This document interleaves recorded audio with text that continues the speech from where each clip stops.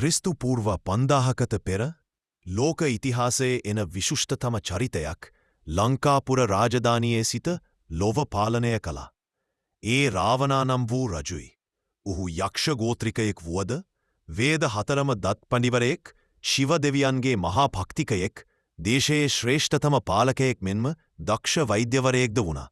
ඔහුගේ කතාව පටලැවිලි සහගතයි.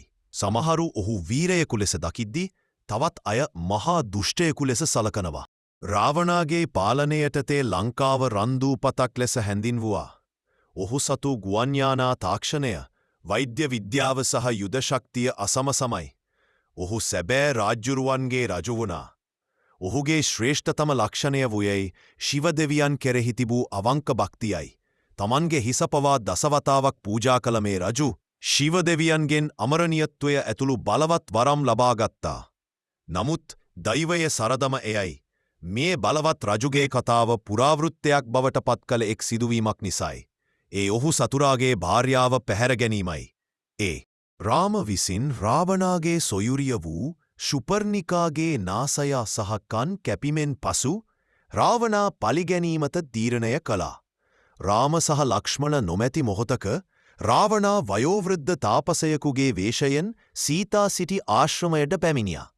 ලක්ෂ්මණගේ රේඛාව ඉක්මවා ගිය සීතා ඔහු දණ්ඩුමොනරය නන්වාගෙන ලංකාවට පැහැරගෙන ආවා.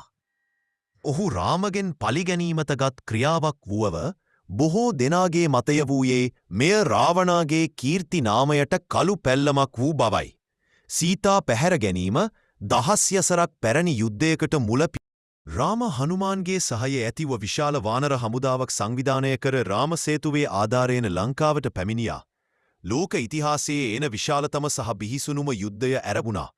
දින ගණනාවක් පැවති මේ යුද්ධයේදී රාවණාගේ මහා සේනාවත් ඔහුගේ සොහොයුරන් වූ කුම්භකර්ණ සහ මේඝනාද වැනි බලසම්පන්න රණවිරුවනුත් මිය ගියා. රාම සහ රාවණා අතර අවසන් සටන සිදු වුණා.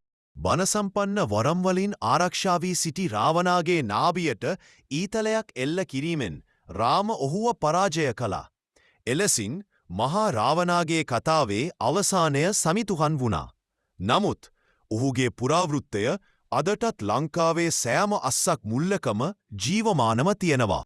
රාවණා දුෂ්ටයෙක්ද නැතිනම් තම රට සහ ජනතාව වෙනුවන සටන් කළ දේශප්‍රේමී රචෙක්ද?